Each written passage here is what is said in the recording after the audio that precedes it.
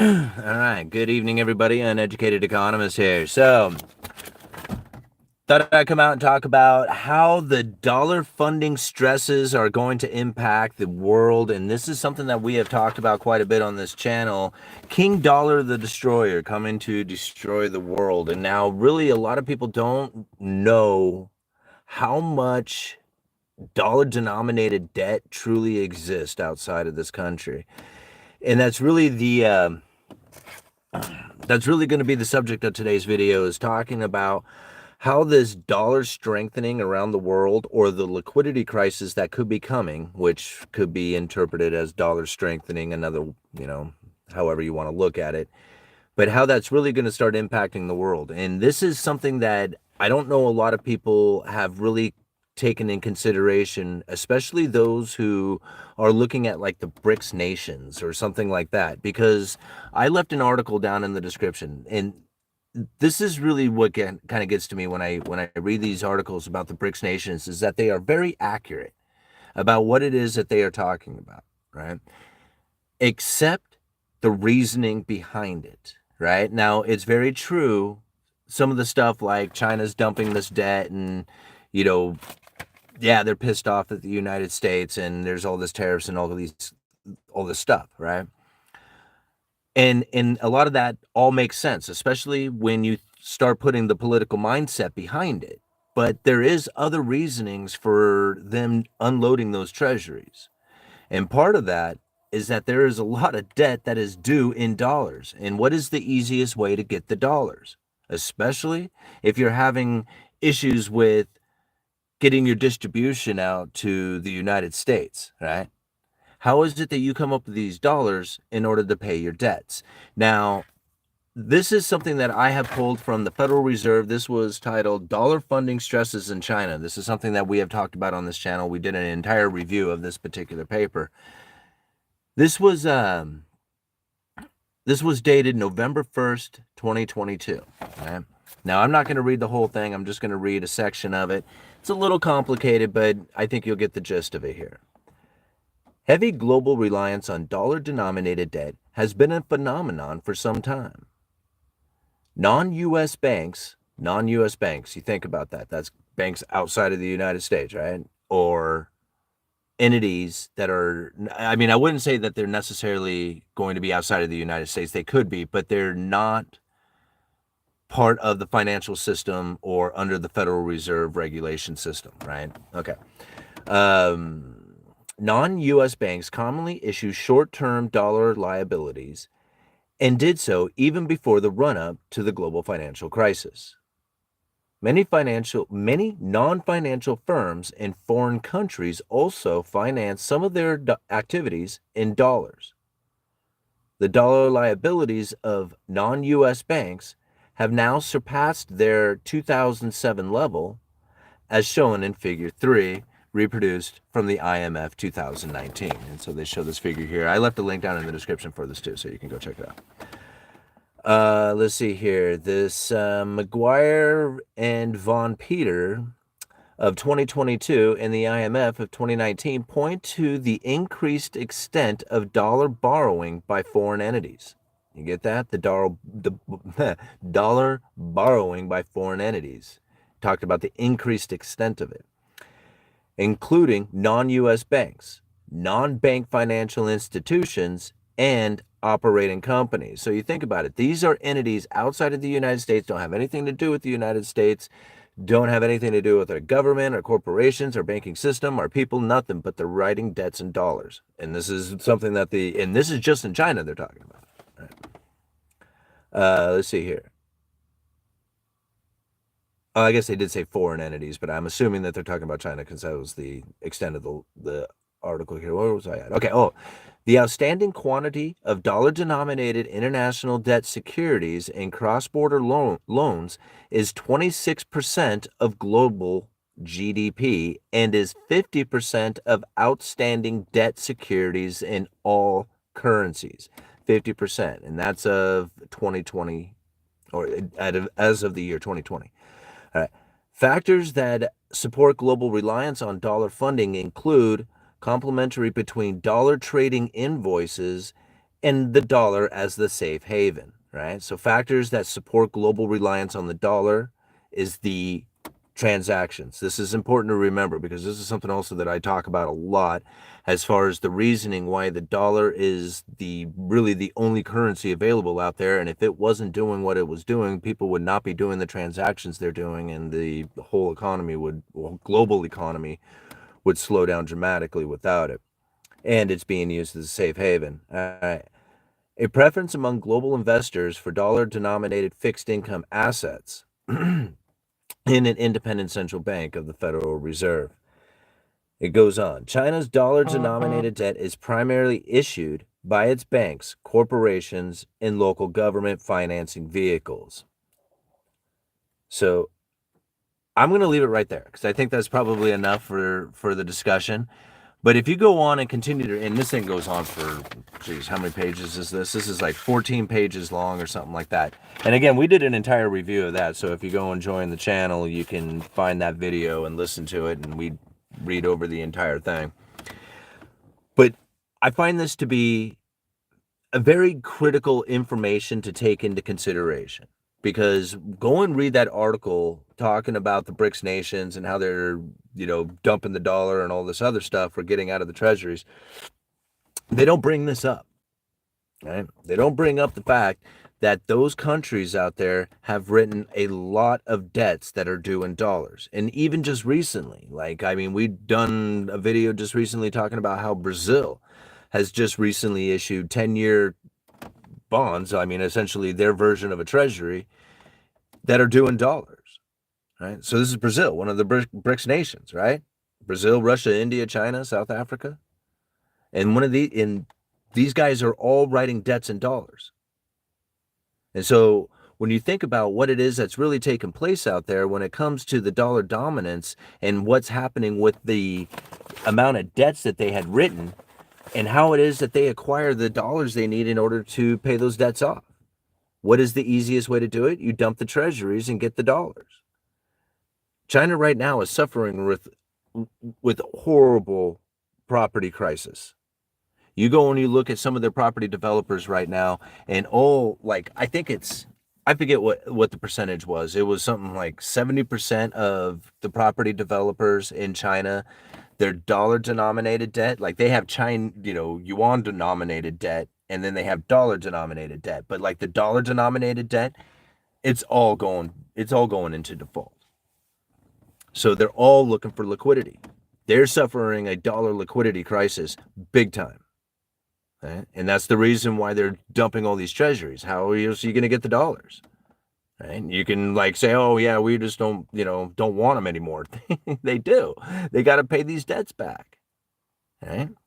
And so when I find these articles out there talking about like the BRICS nations and stuff, I totally get it. I totally believe it. Like I'm one who's loading up on silver and gold too, right? I'm loading up on Bitcoin. I get it. Like I don't trust the dollar. I don't find it to be a very worthy currency of anything other than doing what it's supposed to do, and that is just to facilitate the trade, to make a transaction happen. And that's it, right? Now, there is times in which that you can position yourself within cash, in which that you can buy, particular assets that happen to go on sale when you have recessionary pressures that kick in, but you have to be strategically positioned for that. Otherwise, as a safe haven, not really, right? It's a dangerous currency to be in exclusively. And if you're not invested into a broad array of things out there, then you're probably going to find yourself being punished for not, diversifying into things that are maybe outside of dollar denominated assets, right? And that's kind of the important thing to remember. All right, how far? Okay, 10 minutes. I think that's good. How many people we got watching? We got 141 people watching, right on. And I will answer any question. I got my computer here. I got all the speeches. I got all the stuff. Like, if there's anything that you want me to cover, talk about, go over, just let me know. All right. Hey, Buck, looks like this is going to be an all-nighter. No, I don't think we're going to be out here all night. I just wanted to come out and hang out for a little bit. Considering, the last video didn't do very well, so I thought, well, let's come out and do another one then. Hey, UE, good to see you. It's good to see you too. It's good to see all you guys. Hey to all uneducated economists. How about $30 silver? Yeah, it's starting to move up, isn't it?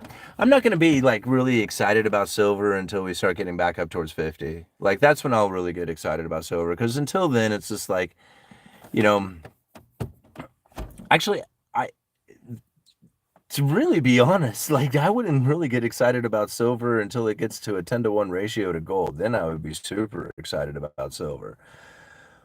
But yeah, it's on its way, and it feels good to have it, especially if you have a decent position inside of silver. In fact, I pulled out, a decent, a few of the tubes of 1 ounce rounds that I had, and I was letting Freddie play with it last night. And so we were talking about it and checking it out, and I was letting him kind of clink the coins around.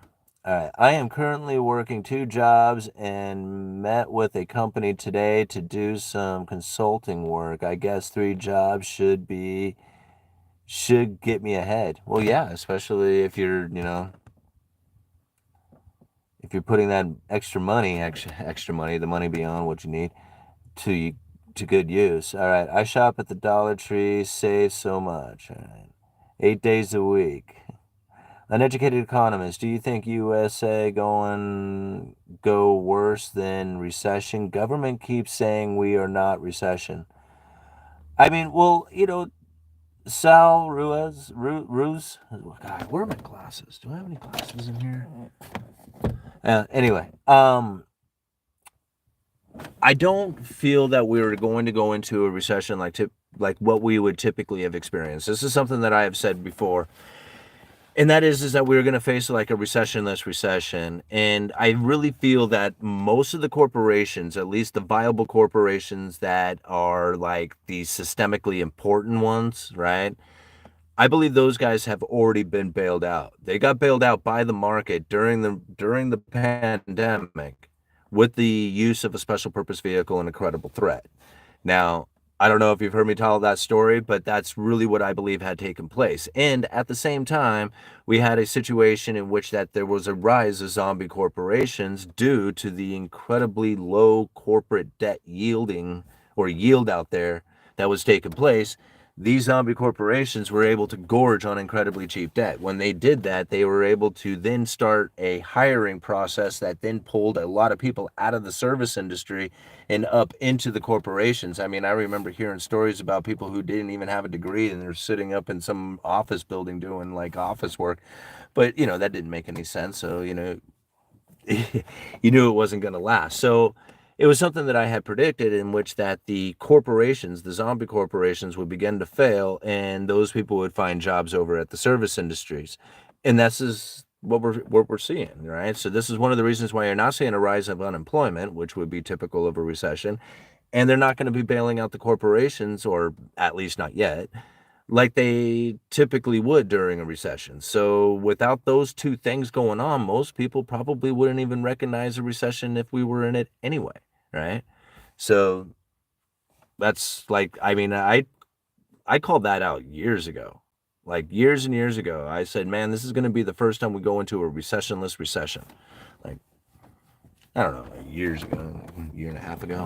All right. Let me cruise down here to the bottom. We'll get some current comments. All right. Do you think Fort Knox is empty, no gold? I don't know. Was it Charlton? I don't know if Fort Knox is empty or not. Even if it did have all the gold that they said they had in it, like I don't know what the exact numbers are, and I haven't looked it up to date. But I mean, I don't think they have but like what, a month's worth of gold to operate operate with if they were to sell it off in the market as is. So even if it was there, it doesn't really matter. It doesn't really do much, right? Or it wouldn't do much because it's just not enough. Now, I do believe that there is a bunch of gold sitting on the balance sheet of the Federal Reserve, and I believe a lot of that is sitting in the basement of the Federal Reserve Bank of New York. But that kind of gets into conspiracy stuff because we've never really had a real audit of the Fed to know exactly what it is that they do have as far as their assets on their balance sheet. But they do list gold, SDRs, mortgage-backed securities, treasuries. They do have a list of stuff on it, and gold being one of them. So, all right. I just watched George Gammon video on Fannie Mae doing loans. Scary, is it? Funding Ukraine war is stupid. Yeah. I mean, it is what it is. I mean, I understand. Like, I don't even get into the political aspect of it but from an economic point of view, there is a lot of ways to get the dollars out of the United States, and that's one of the missions of the United States. And, through war effort, whether it's being spent here in the United States on military equipment that's being revamped, or it's stuff that we've had here that we send over, whatever makes the operation begin to take place, it's not so much of where the money is, so long as it flows. And that's the important part of, like, that's why you find some of the most stupidest things taking place within government actions as far as where they spend their money. They're like, man, why would they do that? Why, that doesn't make any sense. Like, you would pay that much money for something that is so ridiculously insignificant, right?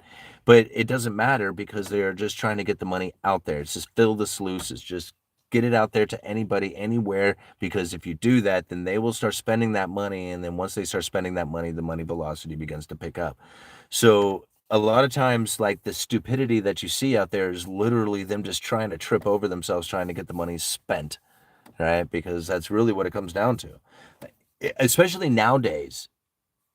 And this is why it's going to get even more ridiculous too, right? Because there was a time in which that we, the people, the consumer, the markets, the, whatever, the individual, would take lowering of interest rates as a stimulative action to get to move, right? To get out there and start businesses, or to buy cars and houses and do stuff, right? But when the Federal Reserve hit the lower bound of zero, like, lowering interest rates didn't do it. In fact, they were noticing that it wasn't working all the way up to the lower bound. They were like, man, this is coming to an end, right? And so they knew that it wasn't going to work for us to go out there and borrow money to stimulate the economy. Like, that's how it used to work, right? And that's how a lot of people perceive it working. Like, that's what they think is happening, but that's not what's happening anymore, because it doesn't work from monetary stimulus anymore. It works from fiscal stimulus, meaning that the government does all the spending, because they're the ones who can actually borrow the money and spend it, because we're not doing it, right? Well, we're not doing it significantly, right? Because they don't drop the interest rates enough. So if they can't get us to do it, then they'll just force feed it into us by just going and having the government doing it and then throwing stimulus checks at us and stuff like that. It's weird to think, right? I know. All right. Underwater means you owe more than what the house is worth. Stay away from some prime mortgages. All right. Bryce Cooley, if you have 7 years or longer to stay in a house, should never lose money. At this point, it wouldn't matter. Okay. I remember hearing Fort Knox was empty in the 80s. Hey, Simon, any thoughts on Bitcoin and MSTR? Company that holds over 1% of the total supply of Bitcoin. MSTR. Huh. I'm not familiar with MSTR. And I mean, what is it about Bitcoin? Like, I mean, is it like, are you thinking like, I mean, I don't have any kind of expectations of Bitcoin. In fact, I have very little expectations of anything. Like, that's kind of nice, That's actually what I think makes me quite a unique economist out there, is that my level of expectations on politics or Bitcoin or the dollar or anything out there, I have very little expectations of any of it. Now, I mean, if you're asking, like, is it going to go up in value as far as what you could trade it for or sell it for and going into the future, I think that's going to take place. Right now, is it volatile? Yeah. I mean, could it drop down to, $6,000 or even lower? Sure, why not? Right. I mean, it could go up to $1 million as well, because there's really not that many out there, that much of it. So when it comes to like Bitcoin, I mean, I have some. I have like almost half a Bitcoin. Like I bought $50 worth yesterday, in fact. And I'm not really like, again, I'm not very hopeful of it doing anything other than what it's doing right now, and that's just, being the currency, or at least the digital currency, or an attempt at a digital currency. And it, seems to be, fitting the bill pretty well. Now, again, I don't have any kind of like expectation of it being like a foreign currency or a world currency or a backing to a currency or any of that stuff. Like, I don't have any belief of any of that. And so that's that about Bitcoin, right? I mean, I don't know what to say about it. It's like a lot of people are very like Bitcoin enthusiasts, meaning like, they think that sovereign nations are going to use it to back their currency, or to like, to do trade with, and, to facilitate world trade. I don't see that, because I believe that anybody who takes on using Bitcoin as their currency of choice will have to be the most industrious nation who exports more than they import. And the moment that they export more than they import, they will import all the Bitcoin. They will raise their standard of living. They will start moving into luxuries. And then they will eventually find themselves in a state of poverty and misery as all the Bitcoin begins to leave their nation and moves into cheaper foreign production, because that's what happens with the Cantillon effect. And if you have a fixed income, or a fixed currency like gold or silver or Bitcoin or anything else like that, that's the same thing that's going to take place no matter what. Like, I mean, there's zero doubt in my mind that that will happen. The only way you can prevent it from happening is if you have a very communistic government who then puts the rules so stringent upon the people and risk of death in order to prevent the dive into luxuries from taking place. Now, doesn't sound very fun to me. I would much rather just attempt to try and make it on my own with the understanding that I have of what it is that's taking place out there, knowing that the fiat currency is not great, not good, not bad for me, because I kind of understand it, and I'm making it work for me. But to know that there is consequences at the end for no matter what kind of currency you have, including the fiat currency. So backing it up with gold and silver and Bitcoin and guns and ammo and food and skills and all the other stuff, that way you're out of that third party claim. You got to understand why you're doing it, and so it kind of makes you have to be kind of crazy. You have to be insane. Yeah. Moving down here. Where is that super? There it is. All right, DB. Thank you so much for the $1.99. Costco gold, silver bullion price spikes. Yeah. I think this is gonna happen anyway. I really like. I think the quantitative tightening cycle is going to be very bullish for like, think about it. Where is your safe haven? Where is your real safe place to go? This is, somebody asked me why the markets are doing so well, and I was just like, well, do you really want to get into bonds right now? How about real estate? You want to buy a house? You want to buy bonds? Where else are you going to go? You want to sit in cash? I mean, with the inflation scare that everybody has, it doesn't give you a whole lot of positions to move towards. And again, this is something that we're like, if you go and you study Brent Johnson's milkshake theory, or, Jeff Snyder, and you start learning about like a lot of this dollar denominated debt that exists outside the United States, then you're going to start finding that there's going to come a moment in which that people are going to start freaking out about their own sovereign nation's currency, right? In which that they're like, man, I don't want to be in my own nation's currency. This thing is not doing well. I don't want to be in my domestic stock market. I don't want to be in my domestic real estate. I don't want to be any of this local stuff around here.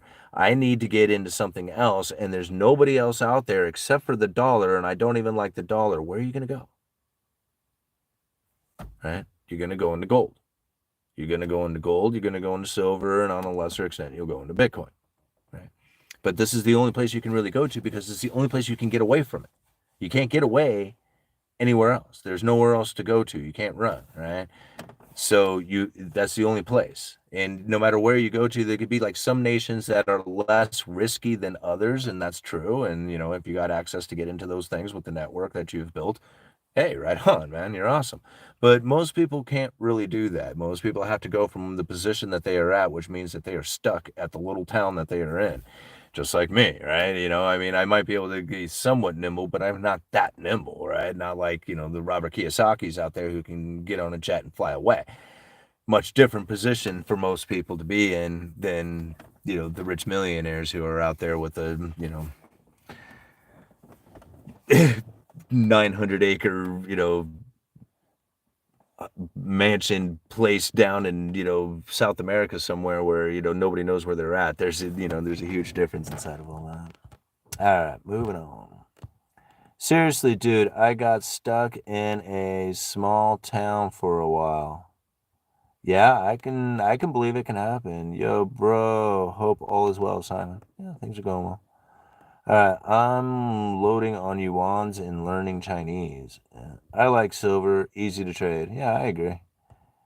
Hey there, love your show. Well, thank you so much, man. I really appreciate it. Okay, a lot of my boomer relatives are like, how come you can't afford a $400,000 house? It's easy. Me, that's because you paid $3,000 back in 1968. Boomer. Um, yeah, yeah, but it's not, they don't understand why. And don't blame them, right? They're operating from the level of consciousness they have. For them, it was hard, right? They had to do what they had to do in order to get the house. Now, it was easier in the sense that you look back and you're like, man, you had to come up with, $3,000 and I had to come up with $382,000. There's a huge difference between us. Don't even give me your hell, right? Give me your shit. But you also have to think there was a much different time that was taking place. I mean, if you just consider the Cantillon effect within itself, right? There was a time back in the 60s, 50s, 60s that a single income could buy that house. Like that was a serious thing that was happening there. But there was a whole lot of less conveniences happening. You didn't have cell phones, right? A lot of people didn't have TV, right? There was no like things like that going on. People were just basically just, living simpler lives, not like the fast moving paced craziness that is happening right now. And so as the wealth of the nation continues to advance and move forward with the expansion of the fiat currency and the debt issuance that has taken place, we are going to see a separation between the rich and the poor. There is no doubt about it, right? Zero doubt. As long as the money continues to pour in, the new money, right? And that is the debt issuance. As long as we have that new money pouring in, we are going to see a separation between the rich and the poor. It's going to get ever worse. And buying a house is going to really be for the rich.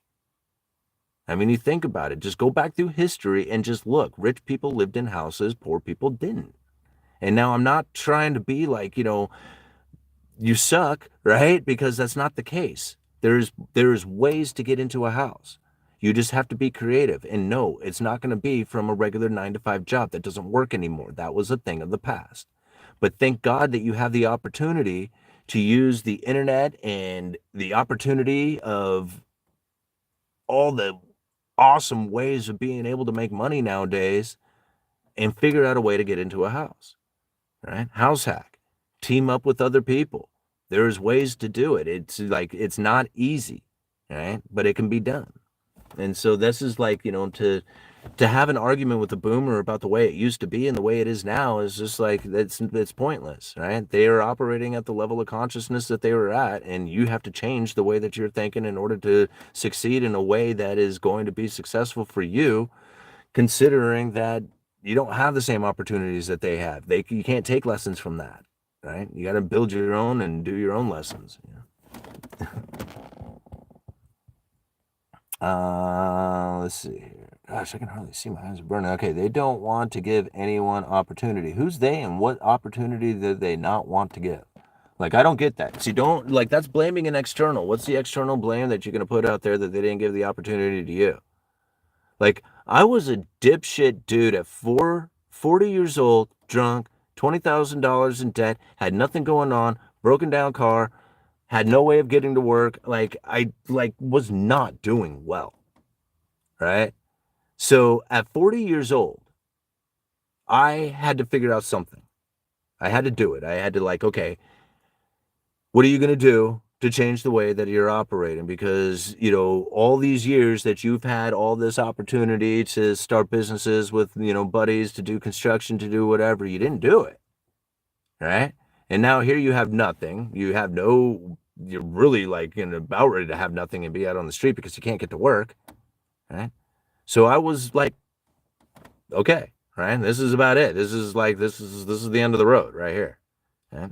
I pulled out a box of silver. I spent 165 ounces on a Tahoe that I bought from a buddy of mine, and I had wheels again, and I was moving. I made better connections with people and started like the YouTube channel and started pushing. 7 years later, 7 years, right? Paid off all the debts, did all the stuff, put the down payment on the house. They made me put extra down payment on the house because I had the foreclosure in the past, right?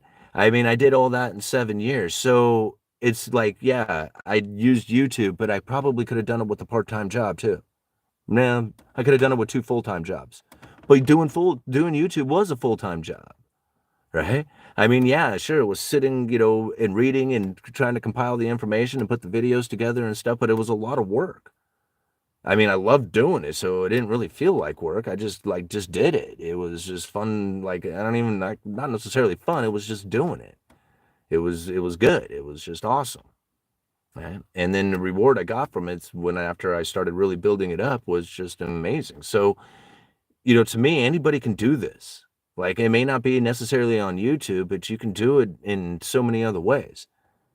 And like opportunities all around. I don't get why more people aren't taking advantage of it. See, if you put your expectations out there, it was just like, they take away opportunities, and it was just like, no, they don't. They're taking away your view of the opportunities, but the opportunities are everywhere. There ain't nothing but a world of abundance of opportunities, right? I mean, and there it is everywhere. Most people are tripping over opportunities and not even realizing it. There's no reason homes should be relatively more expensive than they were in 1960s. Why not? I don't understand that. I mean, you got a supply and demand issue, right? So you got a demand and you got a certain amount of supply. Demand increases, supply doesn't. Guess what? You're going to have price increases. Now, it's not something that they created. This is something that was described back here in this essay. This is Cantillon's essay on economic. I got it upside down. Cantillon's essay on economic theory. Right. So over 200 years ago, Cantillon was saying that there is no better way of seeing the abundance of money in the system than the rents and leases paid on property. Right. So, no, this all makes sense. Every single bit of it, the separation between the rich and the poor, how the houses are becoming less frequent for people to buy because, only the rich are going to be able to buy into houses. All this stuff, it makes sense. It completely makes sense when you start putting the pieces together. If you want to find blame, there's plenty of blame to go around, and there's lots of it, and you can really find some good ones to blame too. And there's good analysis and energy and all kinds of stuff that's put forth into the idea that it's a political environment that is causing the situation, but very few people take into consideration some of the economic forces that were described hundreds of years ago, right?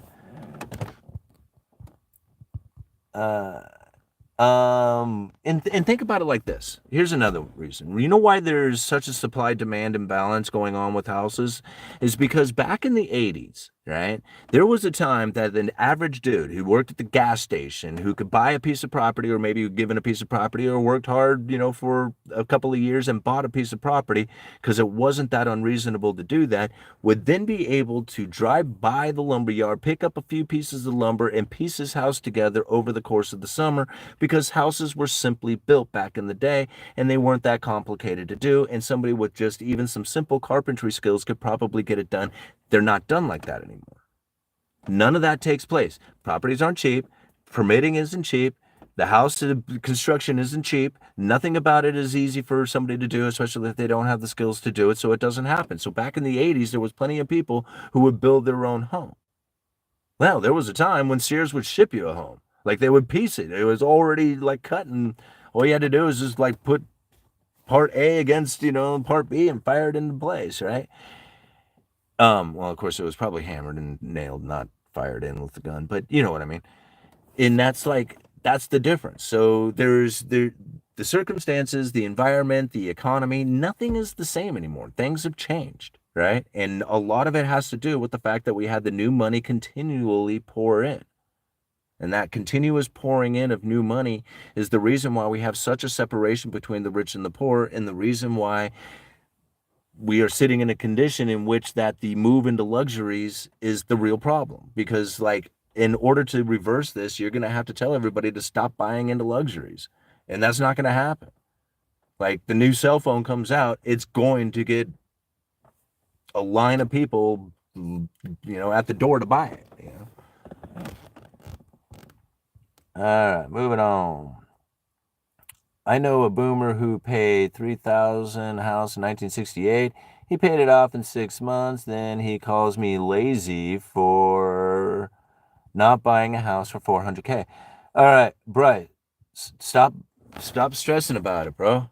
Figure out a way. The houses are going to be $400,000. Don't care what that boomer says, right? That boomer had an opportunity to do it. He did it. He had his thing, right?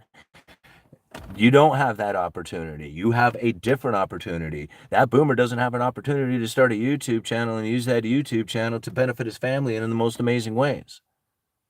Like, I don't blame anybody, right? I, happy for what it is that I got. It was a tough road, man. I mean, it was just like I was sitting there not knowing what it was that I was going to do, man. I knew I had to figure out something. It was like, literally like at the end of it, you're sitting there at the end of the bed and you're like, I have no idea what I'm going to do next week. Like, all these bills, I ain't got no car. Like, what am I going to do? Yeah. Those good times. But then you get, you get it together. All right. I had to partner up with others to get on the property ladder. See, All Nighter's doing it. See, All Nighter's in the same boat, right? I mean, go and watch All Nighter's channel for a while. He's doing it right now. like right now, he's doing it in real time, right? So you can go and actually see it taking place. Simon has taken no excuses. I don't. I mean, I don't take any excuses because I made up excuses all my life, man. I was a liar, excuse maker, just all this stuff, man. I mean, I was a decent dude. Like, I didn't like cheat or steal or anything from anybody. Like, I didn't do any of that stuff, But like, I just wasn't making good decisions. I wasn't doing it right. I wasn't like, what it was is I wasn't really truly trying to bring something useful to the world, right? Once you figure that part out, once you're being useful and productive and honest, honest with yourself, honest with the people around you, honest to like not care what people seem to think about what it is that you say. Like, because I think that's probably something that is very missed in this country, is literally people speaking their mind, willing to say something that does hurt somebody else's feelings, because you know what? I'm not responsible for other people's feelings. I remember somebody, this is funny. Somebody was just like, I remember I was my poor dog. I miss her. Anyway, I had this really old pit bull. Her name was Jersey, and Jersey was like 15 years old, right? And we always called her the pit bull, right? Because there was like I lived in a neighborhood that had a lot of dogs, and so we just like referred to her. It was just like, hey, where's the pit bull, right? Because when we saw new dogs come into the neighborhood, we had to keep an eye on her, because if she got bit, she would get mad and like mess the other dogs up. She was a really nice dog, but she was a dominant dog, and she just didn't want to be bit. And so we would always make sure that we were like, where the hell is the pit bull? And so we just kind of referred to her as kind of like a nickname, right? Not really like trying to be intimidating or something like that, but yet somebody in the comments section thought that was like an intimidating way of describing my dog, and that I shouldn't be so aggressive with it or something of that nature. And I'm like, wait a minute here. I'm talking about my dog, right? Like if I would have said, hey, I got to go home and take care of the poodle, you wouldn't have cared. Right? Got to go home and take care of the Labrador. Nobody wouldn't even bat an eye. Right? Nobody would even have been concerned. But I go said I got to go home and take care of the pit bull, and all of a sudden, like I'm trying to put some sort of intimidating like thought into the video or something like that nature, and I laughed. And I'm like, I am not responsible for the way you feel about that. Like that is, like I am not taking into consideration how it is that I describe my dog so that I can protect somebody else's feelings about the way they feel about it. I'm not going to do it. Anyway, I miss Jersey. Let's go check out the super chat. You guys having fun? We got 240 people watching. Man, look at all these comments. Oh my gosh. Okay. There it is. All right. No says, thank you for the $4.99. Says, hey, what would make your day job easier or less painful? I run a small software company shop. Nothing, man. I mean, my job is to track down and do special orders, like for building materials. So if somebody needs they need some special order siding, they need windows, they need doors, they need, whatever lumber they need, whatever building materials they need, I do the special orders in. So somebody we can't carry all the building materials that you could ever possibly need to build a house. So there's literally millions of components out there that all these different vendors all over the Portland area, all over Oregon that you can order from. And then if you know those vendors and you know what they carry, then you can, make the sale and be able to order these products in, and then they ship them to you, and you're the middleman, right? That's how stores work. So that's my job. Like I know all these different vendors from being in the industry as long as I have. And since I know a lot about the construction industry too, from being, working construction itself, then I have like a perfect position to really be in which that I sell the different products. I know where to go to get them. I call up to get the quotes, give the customer the price, do my best to smile and nod and, take their money and order the product and send it on its way. Like it's a super easy job. There's nothing to it. It's just I'm just a relayer of information, right? Just a relayer of information, and just trying to be polite the entire time. That's it. That's my job. I'm a polite relayer of information. All right. I draw live. What is that? Creatures? Huh. For a living, I charge $20 a head. Caricatures. Okay. For a living, I charge $20 a head. I make about $900 a day. Wow. On the Venice Beach boardwalk in California. Capitalism is beautiful. Wow, man, that is so awesome. I so bad wanted to get my buddy on here. He has a clam gun, right? Now I know that's funny to say like clam, but literally out on the beach on the Oregon coast, Washington coast, clams, like razor clams, are a huge deal. Like, it's a big sporting thing that everybody goes out there and digs up these clams and just has a great time doing it. Now, a buddy of mine designed a clam gun, right? So now, yeah, literally it's a gun for digging clams. But really it's like, how a straw works, where you stick you stick a straw down into a glass of water, and then you cap the straw and you pull out and you can pull the liquid out.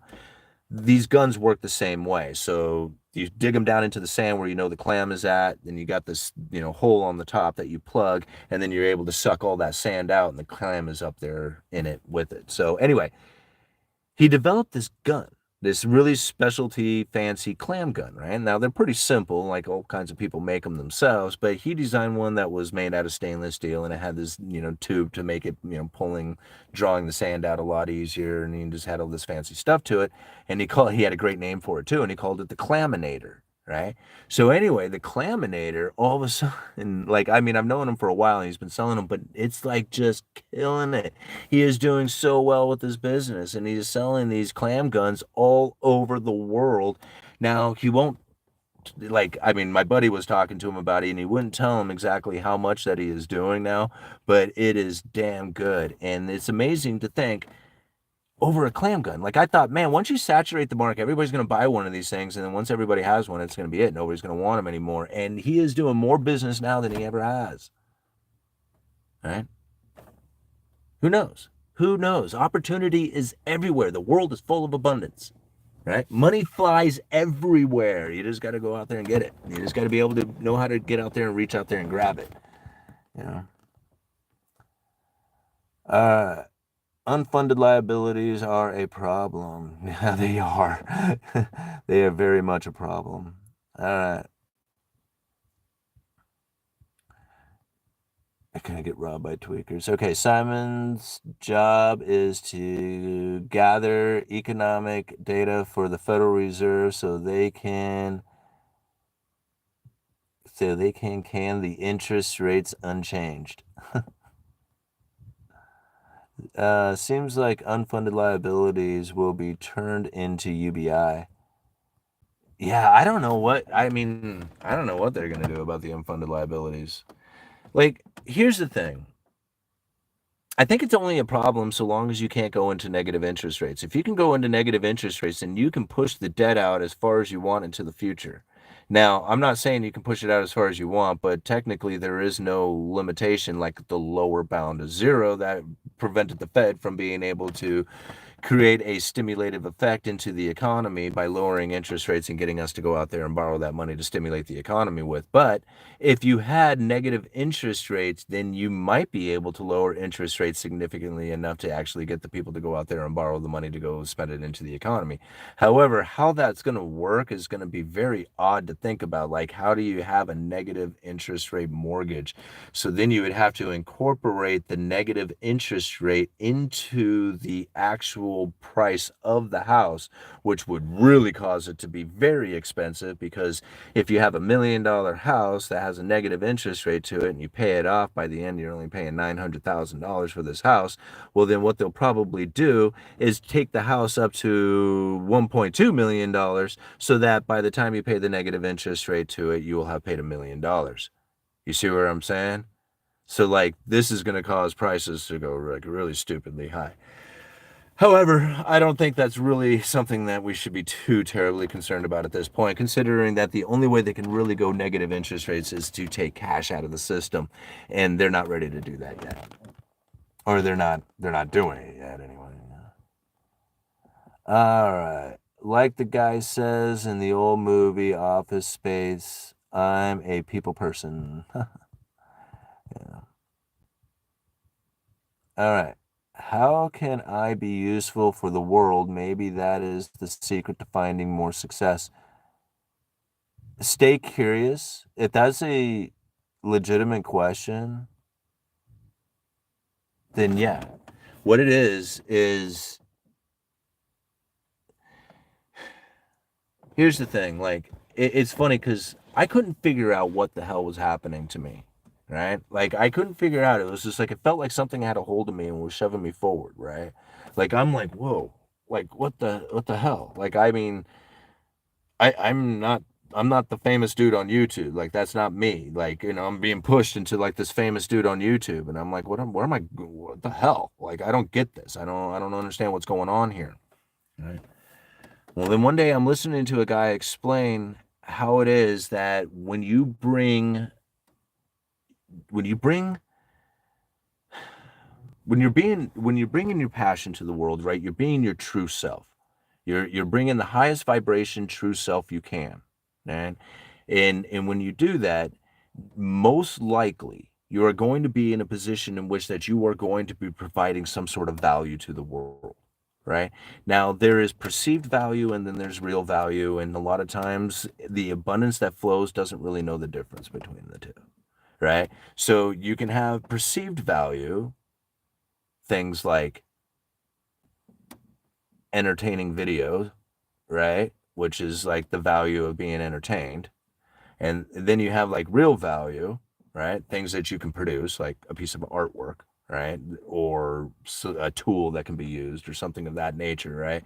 I mean, like, I guess a lot of this could be a matter of opinion, but the point being is that you're bringing value, right? So if you are at your highest vibration, right? Meaning that you are like really bringing your true self, you're not pretending, you're not acting, you're not being the nice guy, you're not doing like, acting tough because, you think that you have to be intimidating in order to get by in this world or anything like that.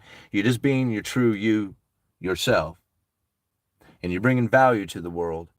It's as if by no other choice, abundance begins to flow towards you, right? Now, you do have to put some work into it, right? You have to, be able to put yourself in a position in which that it will allow the money to come to you, right? It's not gonna like you just can't sit in your living room and learn to play guitar and say, "Man, I've been sitting in here playing guitar and I play the guitar all beautiful, but no abundance flows to me." You got to be out there, right? You got to put yourself out there to the world. And so when you do that, you start just figuring it out, and you can't do it like in looking for the abundance. Like you can't go out there looking for money. You can't go out there looking to get find an attraction to a partnership with somebody or whatever it is that you're after. You can't be looking for it, right? It'll just naturally occur from you being in that higher vibration, following your passion, bringing value to the world. All the stuff starts to flow. Boom. Right? That's how it works. It's simple. It's simple, right? All right. Well, with inflation, aren't we actually at negative interest rates? Well, I mean, I guess depending on where it is that you have positioned your money. So if you are holding on to cash over time, then yes, you will have lost your purchasing power, which if you put it on a percentage basis could be considered a negative interest rate, but it's not really an interest bearing thing, right? So it's not like you put it in an account and it says, "Hey, we're going to pay you back. You deposit $100, but if you come back here next week, it's only going to be 99 in here." That's like an interest bearing thing. Like if you have $100 and you always have $100, but the purchasing power of it falls, it's not really like a negative interest rate, right? It's just negative. You're losing your purchasing power, which can feel like on a percentage basis that you got a negative. All right. Blue the back, Columbus, Georgia. That's funny. All right, $5. Thank you so much. Still wanting to sell that real estate for high dollar. Need that low interest rate on this end. I don't. I think interest rate is selling for a high dollar. It doesn't sell very well, but interest or real estate is at a high, right? Like this is what blew me away when I went and found that article talking about all the houses that are underwater, and it's like 2%. Like very few homes are underwater right now. A lot of people don't realize that. And like even if they were to drop probably fairly significantly, you would have to drop all the way back down to like levels of like 2020, right? Like you have to take like 3 years out of it in order to start getting into a level in which that the people were buying houses on a much grander scale, right? Because you think about it, once the interest rate started to move up, people stopped buying as many homes. Less mortgages were being written. So even though the house prices have moved up exponentially, the amount of people who actually purchased homes at those high prices wasn't nearly as many as, say, prior to 2020, right? All throughout there, man, people were like, all kinds of mortgages were being issued. But after that, very few people were moving and flipping homes or doing any of that. So the amount of homes that were even sold at the high interest rate at the high prices was very few. So when those prices come down, the amount of people who are underwater is just a handful, considering how many people actually own their house outright and how many people have purchased their home before the interest rates went up, right? In the prices. Like I don't see housing coming down. Like I really don't. Like I could see it stagnate for a long time, but I don't see it coming down. And if it did, it's probably not going to be significant unless you had a stupid expensive area like I was in, right? Which I could imagine that there would be a lot of house or a lot of prices coming out of the housing market here in my area. I ain't seen it yet. Like I saw a bunch come out, but not like what I would have expected. It should be a lot more, like really a lot more. I have like I don't even know $120,000 equity in my house. I've been in it 2 years. Right? Does that make sense? It doesn't. It doesn't make any sense at all. Like I should take out the equity and put it in down payment on 2 other houses. That's what I should do. I should talk to Matthew. That's what I should do. I should talk to Lumberjack Landlord and Dion. Those guys. All right. I think I could help you by integrating all of your separate sources into a single piece of software. The interface to your client stays the same and your output goes up. Let me tell you how my job kind of works, since you seem to be interested in the way this goes down. Somebody comes up to the counter and it's just like, hey man, my boy just blasted the baseball through the living room window. I need a new window, right? My first question, hey man, what do you got? You got vinyl window, wood window, aluminum window? What kind of window you got? You go, I got vinyl window. And I'm like, okay, great, man. Give me the measurements. I'm going to get you a vinyl window ordered here. Hold on, I'll get you a quote. I go to the computer. I print out a piece of paper that has the size, the characteristics, everything that he needs for his window, and I hand it over to him. It takes me maybe 2 minutes, right, to write that up. Right? And that's if I have the program open. If I don't have the program open, then it takes me 3. Okay.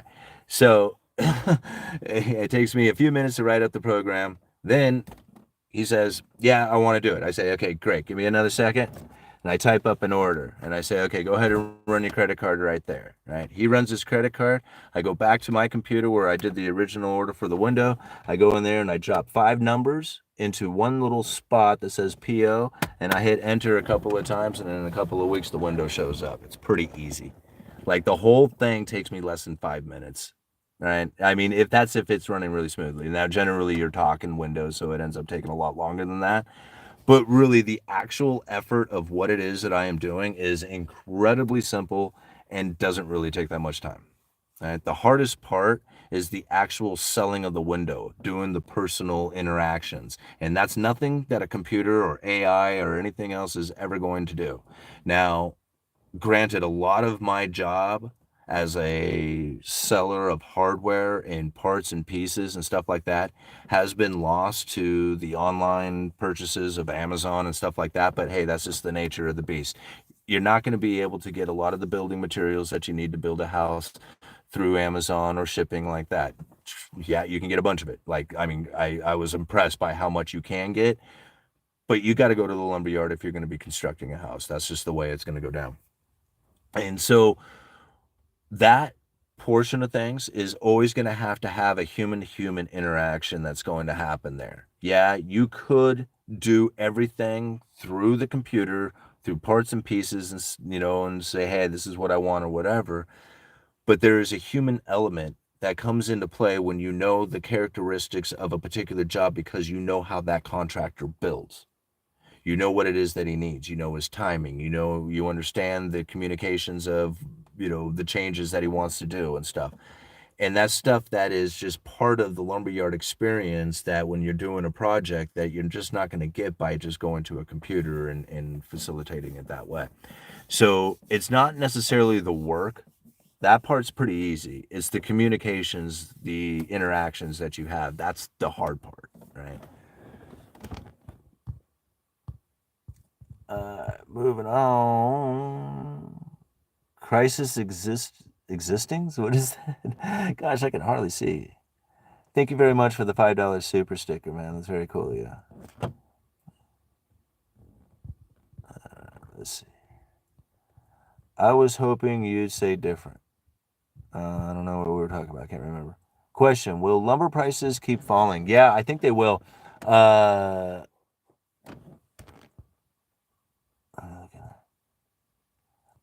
Yeah. Let me get back to the question. Sorry, got lost there. Yeah, I believe that that lumber prices are probably going to continue to fall, at least for the next couple of months. something interesting. I don't know exactly what had taken place earlier today, but there was some sort of flash crash that had taken place in the July contract where I believe it went from like 525 down to 491 in a minute. Like it was this huge, 30 per thousand move, which is I think the trigger for the circuit breaker on it, meaning that they'll just stop the trading until tomorrow. And I'm not sure exactly what was going on that caused that to happen. I mean, I didn't get any news. There is a bunch of wildfires that's happening up in the British Columbia area, but I don't think that was necessarily any kind of reasoning for having like a flash crash, because that's not like news that is just like all of a sudden like bam, all of a sudden there's all these fires. I mean, those fires have been building up for a while now. So lumber prices are probably going to end up staying low, considering the May contract closed at under 500 per thousand. So that's going to leave a lot of very cheap lumber in the system right now. And without a lot of demand, there's probably not going to be a lot of churning over. And if you don't have a lot of churning over of that lumber, then that cheap lumber is going to stay in the market. The longer it stays in the market, the more competitive the prices become, right? Because you're slowing down on your sales, and even cheaper lumber begins to take place. So I would assume that the next couple of months is going to be some fairly decent opportunity to be in the market. I don't see him really going down. Like I just don't see him going up. I think that would probably be the bigger thing, is that I don't find there being a position in which that you're going to see prices moving up dramatically, unless you see like the home builders the home builder sentiment change. All of a sudden building permits start taking off. You start seeing a lot of activity within the new construction market, and then the whole thing will start to change around. But right now that ain't taking place, right? So, and that's one of the things I've been saying. It was just like, man, once the home builder sentiment shifts, right? And it's come very close. Like it's shifted on every aspect of it except for buyer sentiment, right? And so it's not 100% into the positive realm for the home builders. There's still like that buyer sentiment is still deeply negative. Until that shifts over into the positive, I just don't see where the home builders are going to bring in that demand that's going to cause lumber prices to move up. So again, like I would keep a close eye on that, like really close eye on that home builder sentiment. Once that shifts, it would be like you have a limited amount of time to get through your lumber before you start seeing the prices move up. Curtailments, right? Canfor curtailed mill up in British Columbia. There's issues taking place here in Oregon. We had a bunch of mills shutting down here. Again, the mill fires. So there's limitations taking place right now. And if these regulations that are taking place, like in Oregon, start moving into other parts of the country, then yeah, you could find where the ability to then produce lumber at a cheaper price is just not going to be conducive for a lot of these mills, and you'll see even more of them shut down, and inventory depletions even more. So yeah, there's a lot to think about when it comes to lumber. It's just like there is so much that goes into it. That's one of the reasons why I did so well on my channel during that time, is because like when I saw what was happening, I was looking at the news and I'm like, no, these guys got it wrong, right? And so I really just started diving deeper and deeper into it, and I started really understanding how that market is found. You got to think there is mills all over the country, all over Canada, right? And these mills are pretty much like, they kind of operate independently. They're not like, I mean, they're part of these huge corporations. But when, so a customer calls them up and calls to the mill and say, hey, how much is your lumber selling for? I mean, that mill will sell to those people, right? And you got all these mills all over the place who are all in competition to sell lumber, right? I mean, you can't control all those people, right? You can't. There's just no way. And so when I hear about greed and manipulation and all that other stuff, and I'm like, okay, yeah, you keep on believing that one, and it ain't gonna work out for you, because that's not what's happening.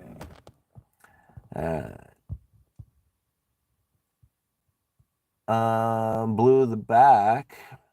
Columbus, Georgia, with the boomers stuck the low rates. Get, what is that? XYZ can't buy. Well, I mean, I got low rate on my house. I'm not a boomer. I'm Generation Xer, right? So, I mean, I got 3.125 on mine. Thank you very much for that too. For the $2, I appreciate you, man. All right. Mandates are mandatory. What is this? $10? Thank you very much. Just logged onto your channel, watching from Australia, and they just passed a digital ID bill off the top of your head. Your thoughts. How do you see money, politics, and the future works with this? Well, I mean, I would imagine. Okay, so this is if you were to kind of ask me how I believe like the digital future will end up going down, it'll probably be something like this nature.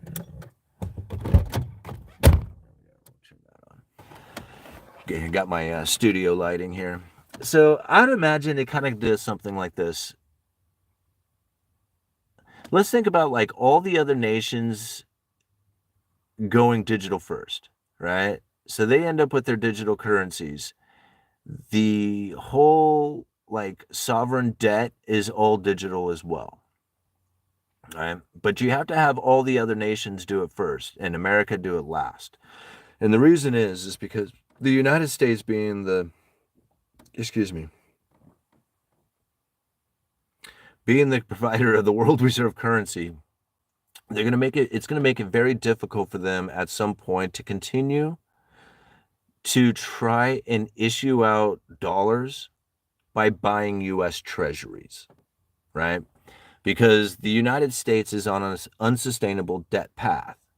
And yet there's going to be an overwhelming demand for dollars coming from dollar funding crisis, right? Not just in China, but everywhere. So that's like, we have to understand, like, what is it the Fed is going to do? They have to come up with a way to print the dollars, but buying the government's debt is going to kill them, right? They're going to be on an unsustainable debt path and they will self-destruct. So we can't continue to buy the U.S. treasuries. We can buy a bunch of mortgage-backed securities, we can buy gold, we can buy SDRs, and we can buy the debt of a foreign nation. Now, I think about it like this. If it was a digital currency, then you can limit. You can also track. You can trace. Now, the Federal Reserve can print up U.S. dollars, right? But they're digital. Buy the debt of a foreign nation that is due in dollars, much like Brazil writing bonds in US dollars, right? So now they can buy the debt of a foreign nation that is due in dollars, and this can all be done in digital. Those particular dollars that they buy from those nations can be limited to the location of which that the Federal Reserve finds the jurisdiction to be appropriate. You see where I'm kind of getting at? They can also put time limits on it. They can also put limitations onto what kind of purchases are made with this. This is like a central banker's wet dream, to be able to have a digital currency of this fashion. So, and this is something that I think is really probably going to be more of the realistic way that it goes down, right? And I think like the BRICS nations kind of see that happening, and I don't really necessarily think that that's something that they are trying to combat. Like, I think that they are very much on board with this idea. In fact, the BRICS nations itself, if you really think about it, relieves a lot of the pressure that the Federal Reserve is faced with when it comes to providing the world with the dollars in order to do transactions with. If the BRICS nations are doing transactions outside of the dollar, that relieves the pressure off the Federal Reserve to provide those particular dollars for those transactions. You see where I'm kind of getting at with that? Like the BRICS are actually helping the Federal Reserve with what it is that they are almost mandated to do when it comes to having a world reserve currency. I know that's weird to think about, but really when you think about it, that's the problem that the Fed faces, right? Is being able to provide the world with the dollars that they need to do these transactions. And now you have the BRICS nations saying, oh man, you have problems? Well, we can kind of do transactions in our own currency. You know, it won't work out very well for us, but we can do our best. You know? But we can't put it out like that because that won't work. So we're going to have to say it like we're fighting because we're like, you know, professional wrestlers, really. Yeah. That's how I see it. Does anybody else see it that way? Does anybody else get what I just said?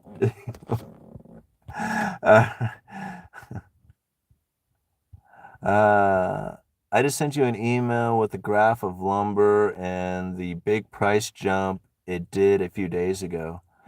Okay, well, hold on. A few days ago, you are probably looking at the shift from the May contract to the July contract, where it went from like, just under 500 to like five something, 526. But that's not a single, that's two different contracts that are taking place there.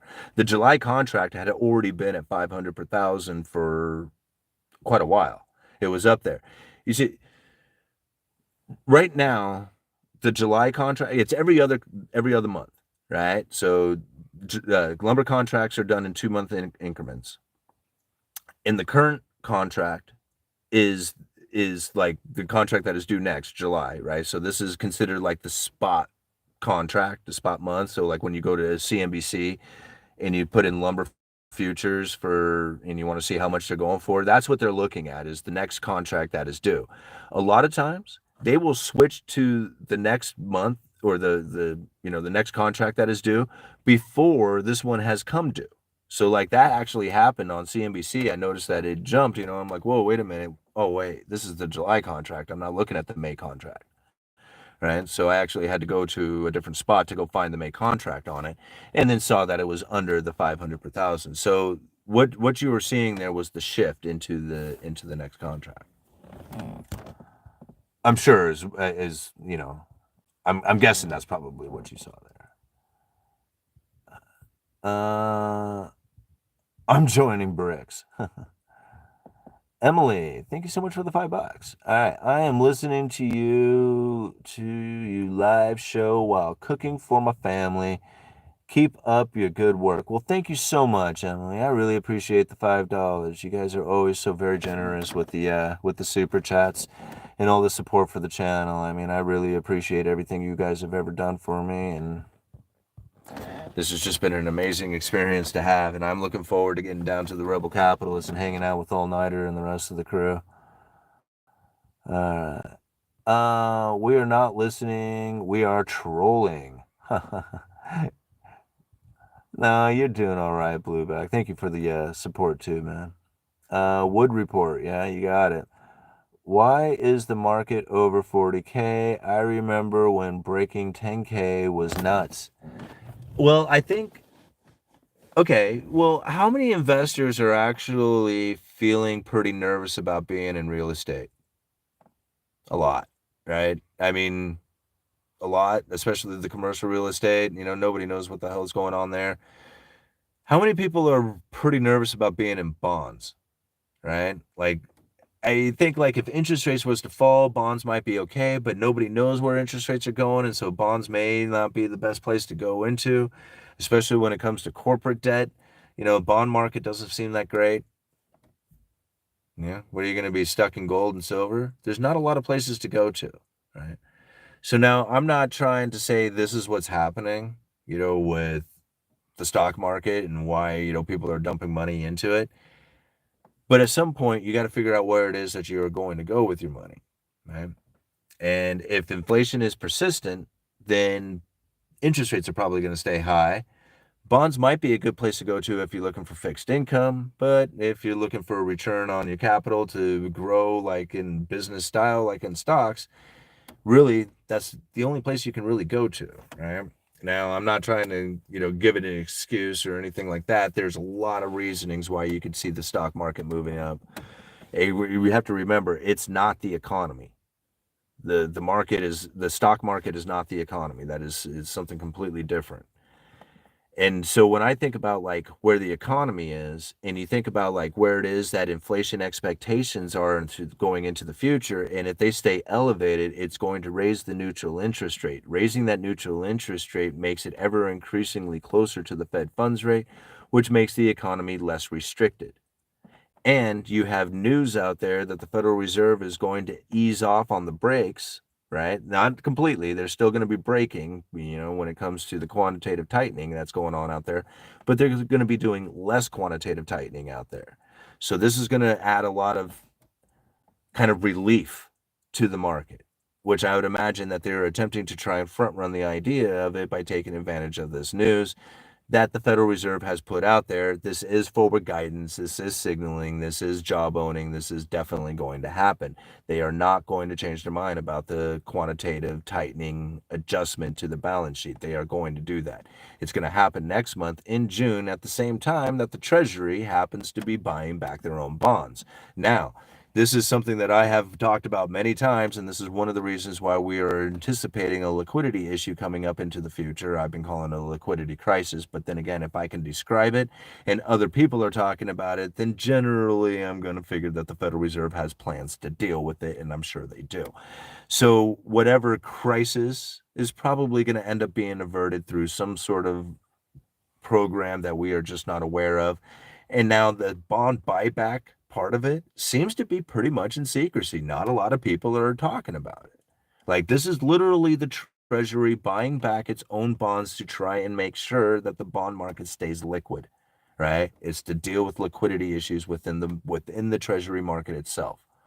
And so to even think about that being a problem at the exact same time, the Federal Reserve is saying, oh, shoot, well, we've been like doing this thing where the treasuries that are coming due, we take the money and we don't buy new treasuries with it, but we can reduce the amount that we're doing that by. So instead of allowing, an insane amount to roll off, we're just going to allow just a little bit to roll off, and then we'll just maybe taper that away completely, right? And this is kind of the idea behind it. What are they moving from? Like, I think they're going to allow the mortgage-backed securities to roll off continuously the way they have been, but they're reducing the treasuries down. If I got it right, I should have looked that up before I started talking about it. But they're going to do that next month. So at the exact same time that the Treasury is needing to do a bond buyback program to keep the market liquid, the Treasury is saying, okay, listen, we won't dump so many bonds into the market then at that exact same time. So kind of convenient, it's just like, I guess if you're looking for like a political connection, that would be one, right? Kind of loose a little bit, like, because they're not really like working together on that, although they are, All right. Lumber, the price change from 480 to 520, even if they are different contracts. Yeah, but that's the difference, man. Because like, it's not like each contract has a different price attached to it, right? Like, you go and buy a contract in December, you're not really like, in a year from now, who knows what the hell the prices are going to be? It's not going to be what the current price is today. Now, it might be close, but it may not be. A futures contract is just exactly that. It's a contract for 250,000 board feet worth of lumber. Or wait, no, I'm sorry. That's wrong. 110,000 board feet of lumber split into four, right? So, and this is really what's weird is these contracts are now the quarter of the size, but from what I was gathering, you have to buy four of them at a time, so it's still the same size. Anyway, I thought that was weird. I don't know if that was accurate, but anyway, the contract size themselves have been reduced from a rail car, which is an entire, train, like a train rail car, down to a semi-truckload, right? And this is important to understand because also the price of lumber today is not the same that it was a few years ago, especially during the pandemic. Because what they now have is a contract of delivered from the Pacific Northwest to a central hub out in Chicago, right? So it has this added rail cost going to it. It used to be to a central hub up in the British Columbia area. So now, with this added rail cost going into it, the price of lumber should be much higher than it is today. So you can't really compare it to where it was back, during the pandemic, because the way that they are even looking at the contract as far as the size of it and the location of where it is going are no longer even the same thing anymore. So if I buy a contract today, or if I bought a contract that was due in May, I have to take delivery of that thing today. Right? That's the whole point of having a May contract, is that I'm taking delivery of it. So right now, if I go to the mill price and the May contract price were a little off, but generally they get very close, especially when it comes to the day that the May contract is due or that the current contract is due, right? So, like days out, cash price at the mill may be different. They call that cash or print is another name for it, but it's like the current cash price for lumber at as averaged from a bunch of different mills out there, because not all the mills are going to be the same price, right? You just kind of have to understand it's not a single price. This is what confuses a lot of people about lumber. Anyhow, so as that contract comes due, it comes ever increasingly closer to the print price or the cash price for the contract of that is currently due. Once that day is met and the new contract becomes the current cash contract or the current, spot contract, it's still 2 months down the road. So where the mills are selling their lumber may be far different from what the contract is selling 2 months down the road is going to be. Right. So now here we might be at 500 per thousand, but in July things are ramping up and they're paying, 650 per thousand for it. Right. And that would be extreme. It wouldn't be like that. It would be more like if they're paying 500 per thousand now, it'd be like 530 per thousand in July or something of that nature. That would be more reasonable. Yeah.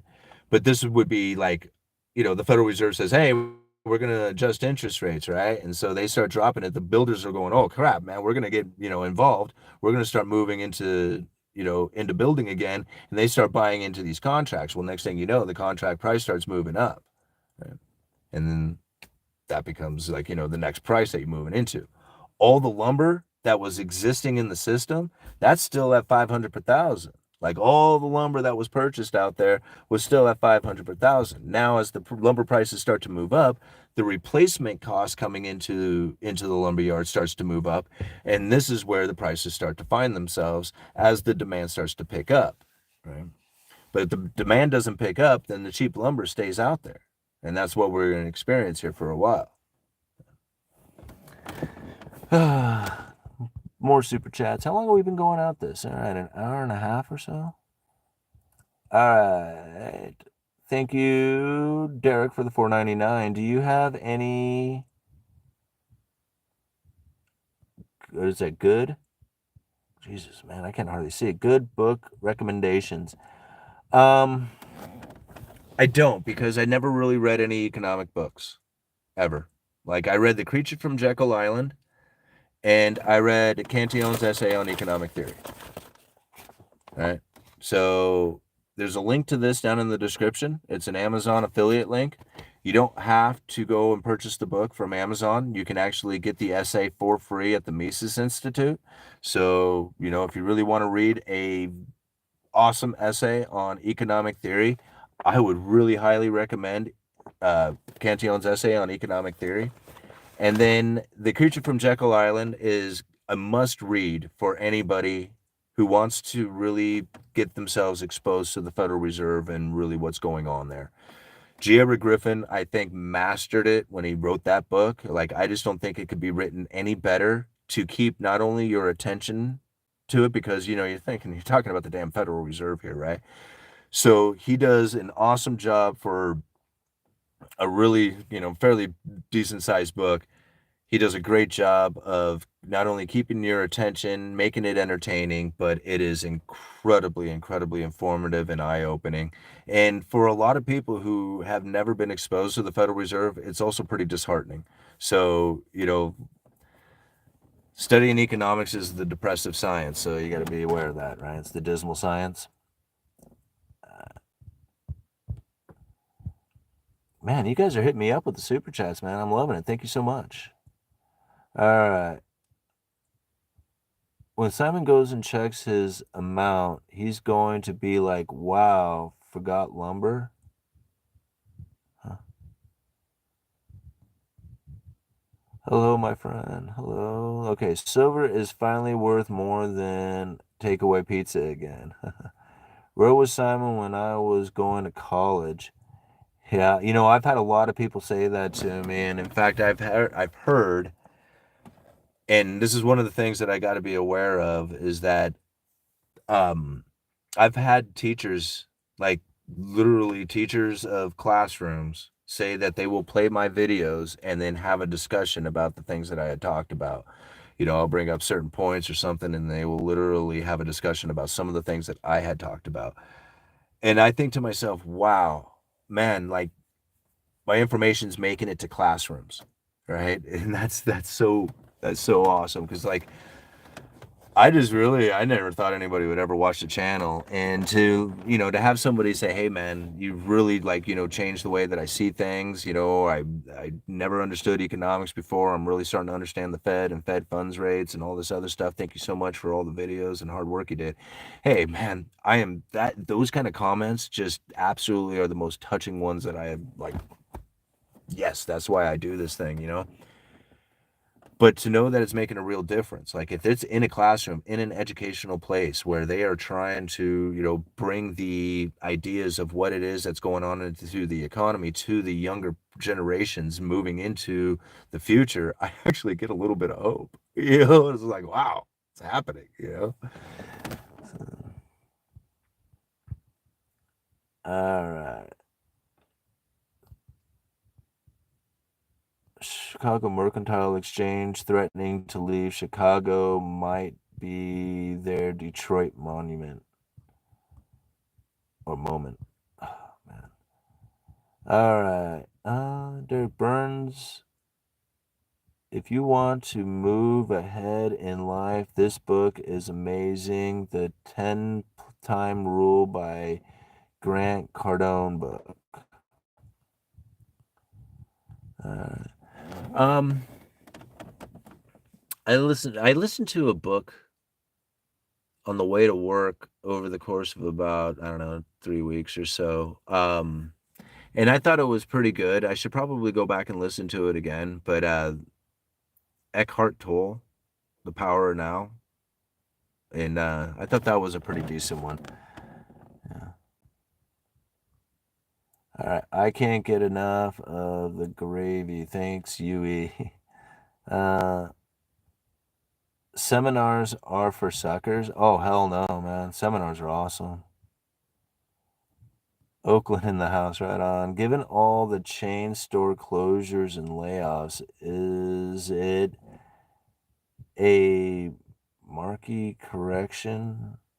Is it a market correction or a sign of falling U.S. economy?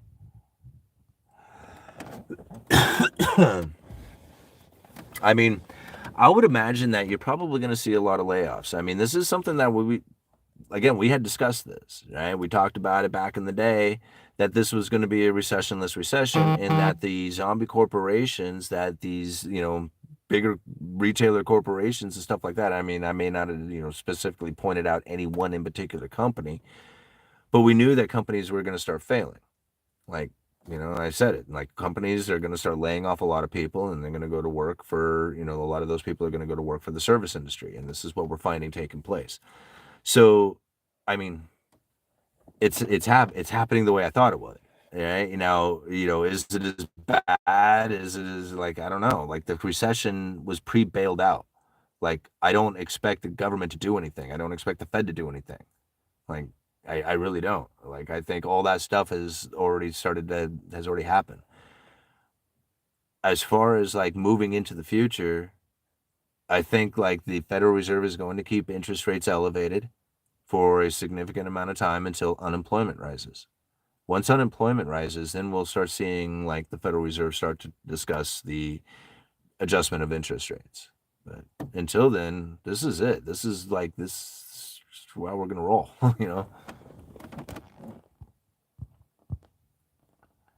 Yes, I agree. 10-Time Rule is a great book. Huh, okay.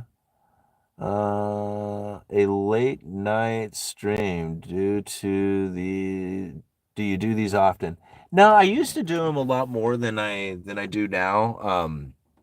Mainly because I think the YouTube algorithm really doesn't like these long videos. I think they like half-hour long videos, half hour to 45 minutes. But I used to do these really long live streams. We'd be out here 2-3 hours sometimes just discussing whatever it is that you guys wanted to talk about. And so I haven't done one for quite a while.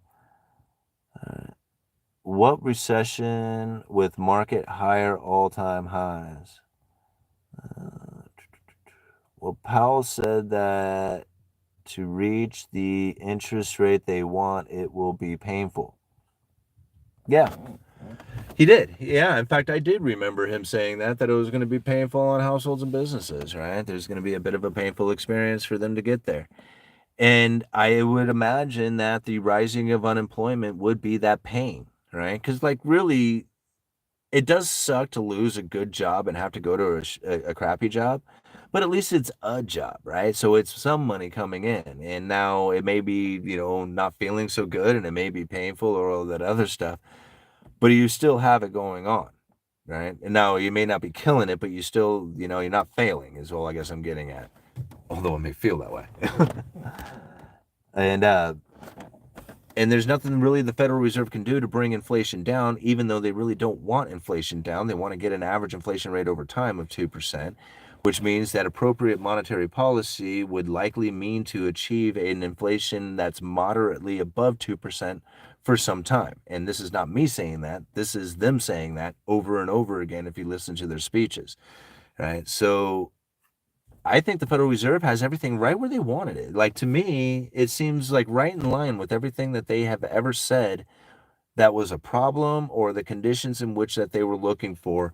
This seems to be it, right? Even though they talk about, oh man, we don't know what we're going to do, right? They say it like that, but then I'm like, yeah, you do. You're doing this. This is what you're doing. This is it. You did it. You're doing it. Like it's done, right? I don't know, like. Hi Simon, watching you at midnight in New York City. Wish I could make the stream tomorrow. No worries to getting my membership tomorrow. Attention. Well, we're going to be here tomorrow. I'm not sure exactly what time, but it'll probably be fairly early. I'm guessing it's probably going to be around 9 to 10 o'clock here, Pacific Standard Time, to do the membership only live stream where we're going to discuss the recent speech given by Jefferson talking about the communications and how they use their forward guidance, the words, the job owning, the media, the propaganda, and all that to conduct their monetary policy. It's not so much about the adjustment of interest rates, but the threatening of that, right? That is the monetary policy. And he really kind of, I don't know how many of you actually read that speech yet, but if you go and you read it, he actually breaks it down pretty good if you really like internalize the information that he's trying to convey in there. All right. Thanks for sticking that song in my head. Which one was that? Peter John said he thinks the Fed ain't cutting for 2 to 5 years. Ain't cutting for 2 to 5 years. Well, I mean, I guess it's a possibility. Like, unemployment's been historically low for a very long time, and unless there's a recessionary thing that's taken place again, like a pandemic or a war or some super major natural disaster or financial crisis, unless something takes place that causes the unemployment to rise significantly, then okay. I mean, 2 to 5 years, I can go with that. I mean, but I don't really give it a timeline. I'd think about it more of like the condition in which that the Federal Reserve would need to see. And to me, they would need to see unemployment rising. Like, that's it. Like, I don't put a timeline on it because I wouldn't know. Like, it could start happening tomorrow. But I don't see it yet, right? Once I start seeing it, then I'll be like, okay, there it is.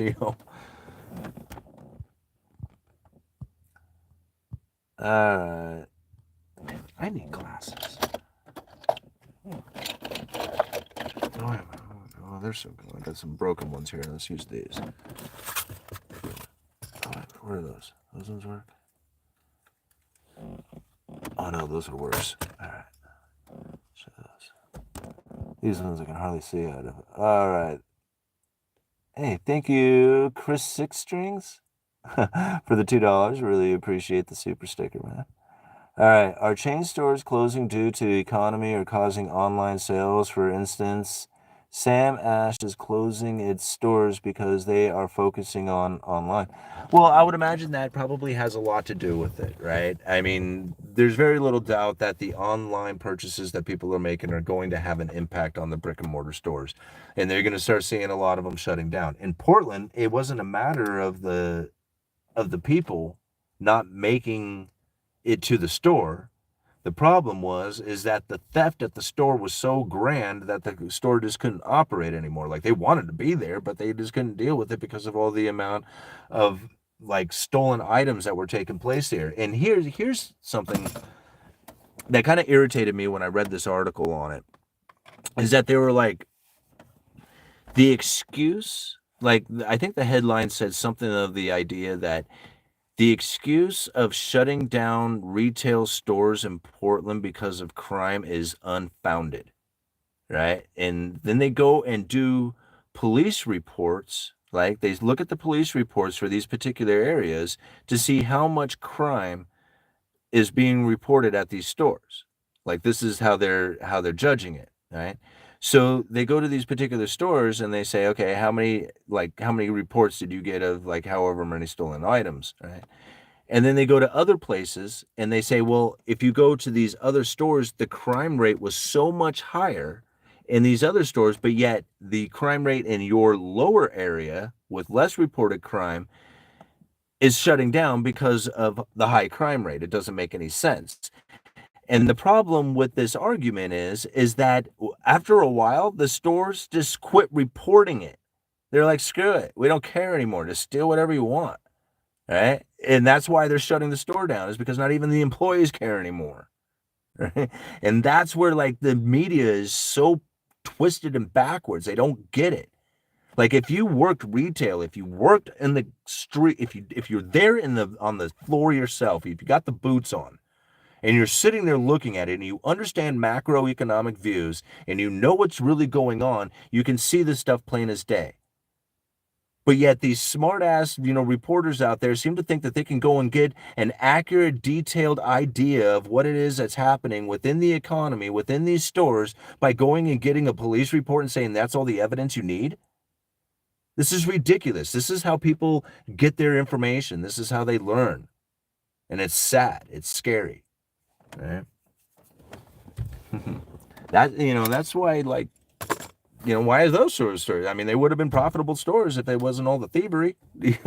Like, this is how bold it is. Okay, so I had a kid come into my store the other day, and I saw, as soon as you walked in, you can just tell, right? I mean, you can tell he's been on the streets. He has no purpose being in my store. He's carrying a backpack around with him. You ask him what he needs. He says nothing. I'm just, looking around or whatever. I forget exactly what he told some of the other guys.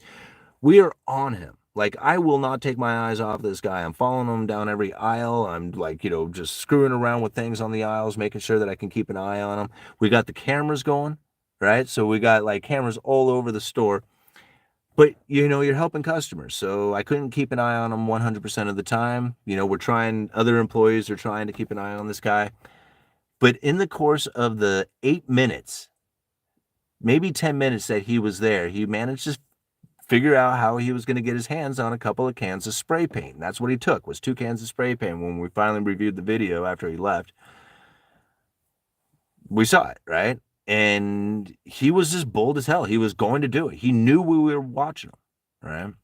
And, outside of just asking him to leave, which, we should have done anyway. I mean, now you look at it on hindsight, you always think that. So anyway, he got out the store with it. Well, funny thing about living in a small town is that we kind of know everybody. Like, we all know each other. Like, if you don't know them, then you just ask, like, a couple of people, and then eventually, like, hey, do you know so-and-so? You know so-and-so? Yeah, you do? Okay. So, like, everybody knows everybody. Like, there's no way you can hide, right? You can't hide in my area. Can't hide anything. That's kind of a downfall, too. However, we had one of the Astoria police in, showed him the picture, sent him the picture to his cell phone, and the guy was, the cop was like, okay, well, see him around, we'll figure it out, whatever. Drives downtown and sees the dude standing on the corner just a few minutes later. Like, boom, busts him, picks him up, tings him back, says, here's your cans of paint, and then they, ticketed him or, fined him or whatever for petty crimes, which you don't get in trouble for anymore, so, which is the reason why he probably did it. But I mean, I thought that was great. Like, the cop comes in, he was like, even the cop was just like, yeah, man, sorry to hear that, whatever. And like, literally, like 5 minutes later, he's like, I got the kid in the back of my car, right. Thank Chris again for the $5. UE. I think Triffin's solution to his dilemma made a Ponzi scheme out of the gold-backed dollar. Well, I don't think it was Triffin's idea, right? It wasn't Triffin's idea. It was his observation that was happening, right? And that's a big difference in it because, again, what was taking place came long before Robert Triffin. You have to take it back to the United States being the industrious powerhouse that we were. What ends up happening is that as that industrious powerhouse, we produce a lot of really good stuff, and we start sending that stuff out there to the world is sending us their gold, right? Once they send us their gold, now they don't have the gold to do transactions with each other with because they sent it to the United States. We have all the gold, right? So now this is a problem for them. They're like, well, we want our gold back, right? But, well, it wouldn't be like we want our gold back. It would be that if we don't get the gold back, we're not going to be able to buy anything else from you, right? So that's the major problem that was facing. And this is the problem that Cantillon describes. And this is the reason why there's an equilibrium of trade. And that once the industrious people who have accumulated a lot of money raise their standard of living, buy into the luxuries, they start exporting that money to whatever industrious nations that are out there who are producing the stuff for a cheaper price, right? And this is the cycle that it goes through. You can't stop it, right? This is just the way it goes. So now, when the United States was going through this, and they're the industrial powerhouse, and they're producing all this wonderful stuff, and they're sending it out there to the world, and the world is sending us their gold, and we're depriving the world of gold, now we're also depriving them of the ability to do transactions. And that's when we were like, well, I guess we could give you back this gold, and then we wouldn't have a job, because how do we get the gold out to you without buying your stuff, right? But you're buying our stuff. How do we do this? This is a problem, right? Now, again, this is before Triffin, right? So the dollar, being as good as gold, started being used more frequently, right? And with the Federal Reserve making it accommodating to use, provided the world with plenty of dollars to do transactions with. And this is really what they wanted. They didn't care. They didn't nobody cares. Give me gold, give me Bitcoin, give me dollars, give me whatever you want, so long as you just do the transaction so I can eat.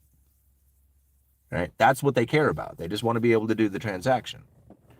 And so it doesn't matter what kind of currency it is, they just need something, right? And so everybody thought at the time that dollars were as good as gold.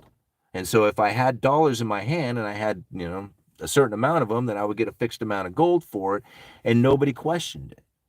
And they thought it was awesome. The world thought it was awesome. So they started saying, hey, we want dollars. We screw this gold thing. Actually, let's give us the dollars because it's a hell of a lot easier to do transactions with dollars than it is even with gold. So the demand for dollars for the ability to do transactions was just exploding.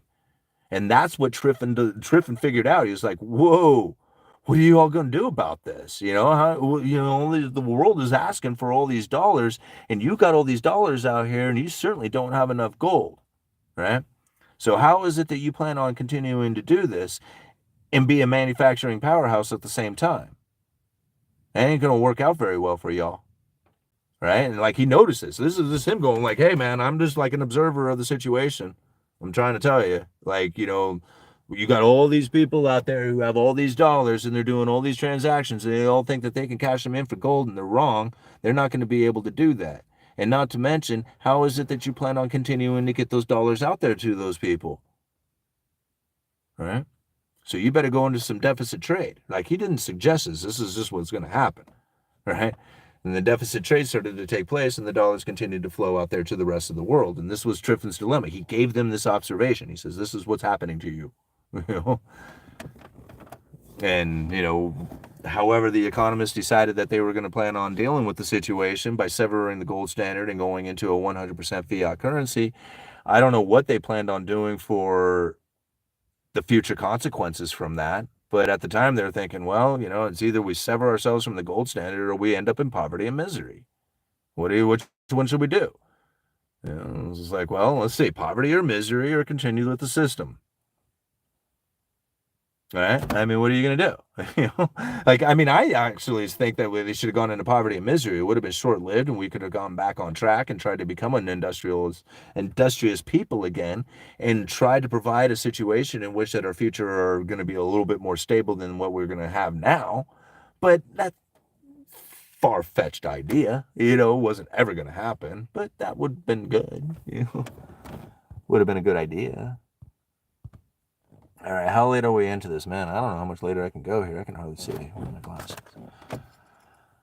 All right. In a few more minutes, we are not going to be able to see Simon. Yeah, I know. Right? It's funny how I read that right at that time.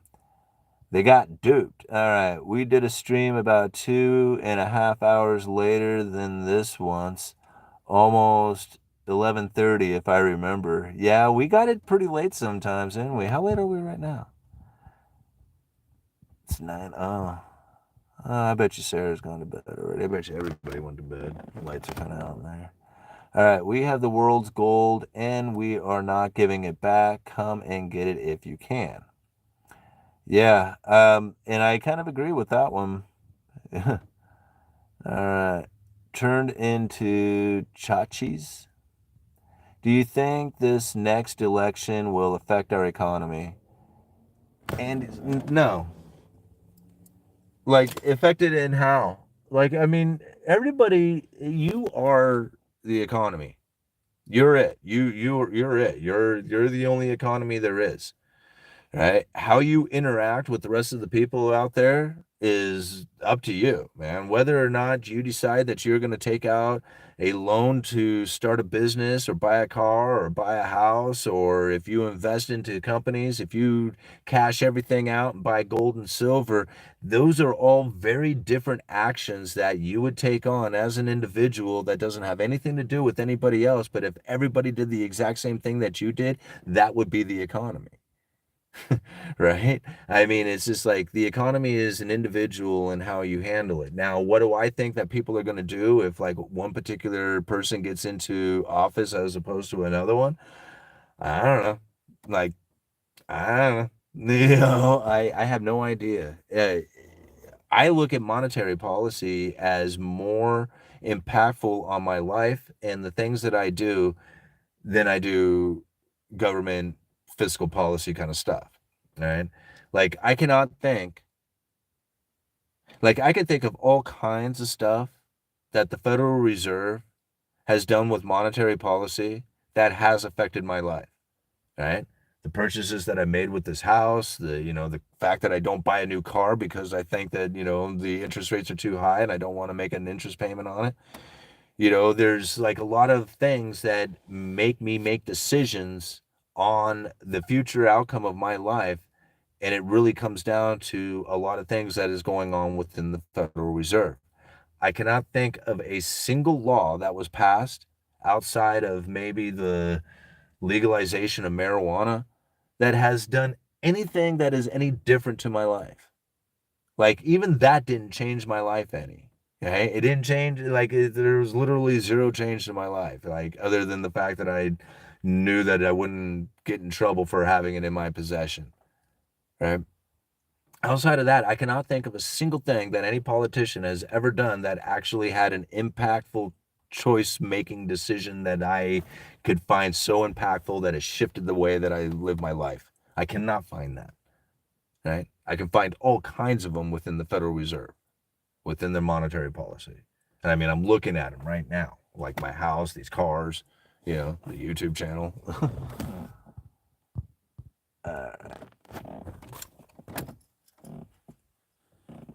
All right, hit the like button. Thanks for birthday live stream. Well, right on, Marshall. Happy birthday. Everybody wish Marshall a happy birthday. All right, hilarious.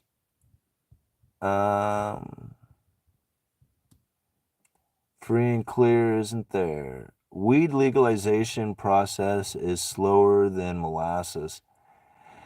Yeah, man. I mean, In Oregon, it never really was illegal. I don't know if people knew that or not, but Oregon had, if you had less than an ounce and it wasn't like packaged for distribution and you weren't manufacturing, like growing it, but you just simply had an ounce in your possession, an ounce or less, it was a misdemeanor fine. You paid a literally like a $600 fine, and it was confiscated, and you went on your way. Like nobody went to jail, nobody lost their livelihood, nobody got that. None of that crap took place. It was none of that. It was decriminalized. It wasn't a crime, right? It was a misdemeanor, and and so like in Oregon, it was like it's never been a big deal. Like weed has never been a big deal. People just don't care. Like they literally, it's just like it's like slightly different from cigarettes. You know, like cigarettes you'll smoke out there in the open. Weed, you go around the corner, right? You know, it's just like that's it. That's the only difference. And so, you know, like to me, like when I saw this, like all this hype about weed, they're like, "Oh, marijuana stocks," you know, get into the marijuana stocks, and I'm like, "Are you crazy?" You know, and I was like, "That ain't good. Don't do that." You know, that's the dumbest idea I've ever heard.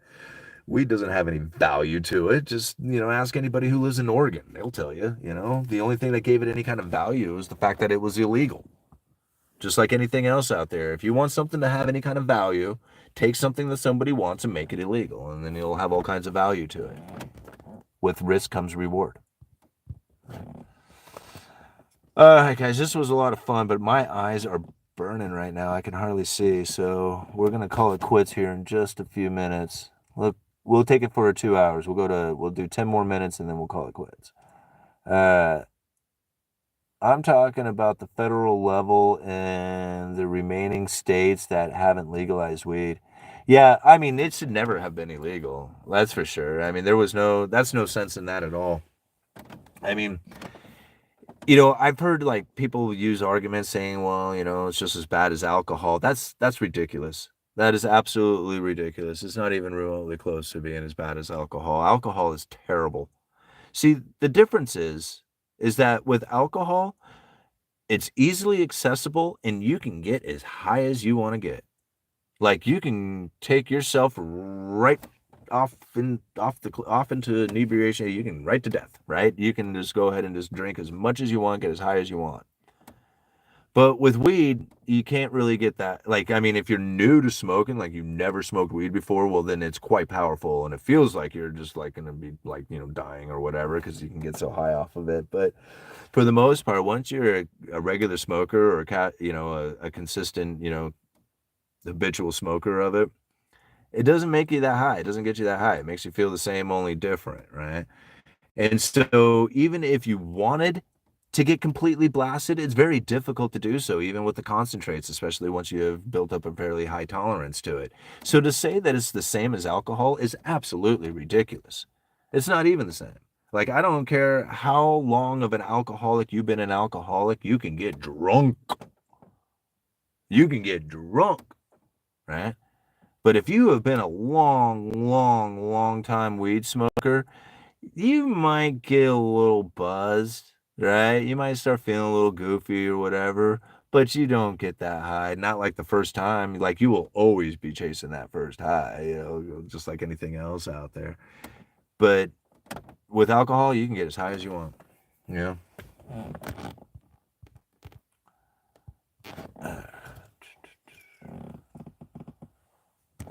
The Federal Reserve keeps the interest rates unchanged past 2024. That will crash the stock market. Good. Peter Tosh saying legalize it in 1976. This channel gives me hope. Well, good for you, no? I mean, that's what the thing is about. Like, I didn't think like stuff like having a YouTube channel and going to do speaking engagements or anything like that. I didn't think that was something that was real. Like I thought that's only happens to other people. Like you can't make that happen for yourself. That's absolutely wrong, right? You can absolutely do anything in this world. You can do anything, man. It's like it's all out there for the taking. The hardest part about it is actually believing that you can do it. right? That's the hardest part. Most people have already given up before they even gotten started, just thinking that they can't, right? Like, I don't know how many people I've talked to who says, I want to start a YouTube channel. I'm like, and the very first thing, it's like, man, that is so awesome. Great. What's your first video? Are you going to put it out tonight? And they will all know. And they give themselves all these limitations on why they can't do a video, right? Oh, I want to have at least 10 videos stacked up so that I can be consistent when I put them out. Oh, I want to have the right equipment. I don't have, all this other stuff. And I'm thinking, and I'm sitting there listening to it all as I'm thinking, okay, I have 137,000 subscribers to a YouTube channel. I never used anything more than a cell phone, ever. Like, I mean, I have this old computer here, but I just use it so I can read the speeches, right? I don't I mean, it's like you don't need all that stuff. You don't need fancy editing equipment. You don't need fancy cameras. You don't need fancy mics. You don't need fancy backgrounds. You don't need fancy anything out there. What you need to do is start making videos. Because as you start making videos, you're going to find out what works and what doesn't, and you will naturally grow a channel moving in the right direction on the things that you truly do need for it. My channel didn't need anything. It just needed me doing what I'm doing. That's it. That worked out pretty well for me. Like, I didn't want to edit videos. I've edited videos in the past. I think it's a lot of fun. It's a nice hobby. I didn't have the time. All right. In fact, that's one of the reasons why I'm doing the live streams now, is because even doing a regular pre-recorded video, I'm not generally happy with the first ones that I do. So I end up doing them over and over again. I found that doing live streams, I just do the video and then I don't have to worry about doing them over and over again. So, I mean, the channel will naturally progress into what it needs to be. Sarah has her Dishes Every Day channel. It's over 500 subscribers now. Literally videos of her doing chores around the house, right? ASMR kind of stuff. And she's built up a channel now that has over 500 subscribers. And if she continues to grow, it'll eventually get to 1,000 and then eventually become monetized. And anybody can do it. Like, be consistent, be real, don't try and fake it. Don't try and put anything out there that you really, really want, right? Because if you want it, you probably won't get it. Put videos out that if you want something, put videos out that you want to see. That's what you should do, right? And you can build a YouTube channel too. What time is it? Is it getting there? All right, we got an hour and 57, so we're almost done. Okay. You cut that right, Larry. What did Larry say? All right, Pedro Diaz. Someone always brings up weed. Everybody does, yeah. All right, you don't get high the first time you smoke, and your channel needed clickbait titles. You don't get high the first time you smoke? Is that true? Man, I feel like the first time I got high, I got annihilated. I was ripped. I was just like so high. I remember driving down the road going like, oh God, what's going on here? It was so funny. Yeah. I was like, I don't know, 15 or something. All right. But I've enjoyed what channel? I guess, are you talking about Dishes Every Day? All right. I guess we need weed to help us forget about our economic reality. Oh, yeah. All night I put the link there for Dishes. Do you buy any gold or silver related stocks? I do. I was messing around with a online broker called M1. And so with M1, I bought a bunch of, I don't even know all the different stocks that I bought in it, but I bought a bunch of mining stocks and shares in there. So I do own some, not a lot. Most of the stocks that I own are, and quite by accident, I didn't mean to own this much of it, but most of it is in Coinbase, Vanguard total stock market ETF, the Vanguard Russell 1000 growth stocks, ExxonMobil, and Altria. Altria is a big position as well. And so those are like the stock portfolio I have. And then for the most part, my biggest position that I hold on anything is cryptocurrencies. And again, that was by accident. I didn't even really mean to do that, but I've been buying it such small amounts for so long with the intention of having like an entire Bitcoin, but just, I'm halfway there. It really moved up in price. And so like now it's like one of the biggest positions that I hold is all the cryptocurrencies that I have. And then of course, gold and silver, but you know, that's smaller emergency kind of things, insurance policy. So I don't really look at that as like an investment or anything like, something that's going to make me money. Neither do I look at the Bitcoin at that either. Stocks I kind of do. But really, like if I was going to invest in anything, it's me and getting this stuff up and running and doing well. Okay, guys, I think I'm going to call it quits. It has been 2 hours into this. You guys have been awesome here. We got 180 people watching with 184 likes, $49.36 in super chats because you guys are always so amazing. Says, hi, Simon. Hey, Simon, how are you doing? I'm doing awesome, man. Thank you very much for asking. But it's coming to an end, so when is the next event? The next event is the Rebel Capitalist here at the end of the month in just a couple of weeks. So after that, I'm not sure what's going on. I thought there was going to be some like Freedom Fest kind of things going on, but I never did hear back from that guy. So I don't know. Maybe he just needed me to get a hold of George. I really miss my old Ranger with the manual tranny. Yeah, I had one of those in '95. Alrighty, guys, this was a lot of fun. Thank you very much for being here. And is there a weed festival? I don't know. Probably. Okay, Uneducated Economist, you guys let me know.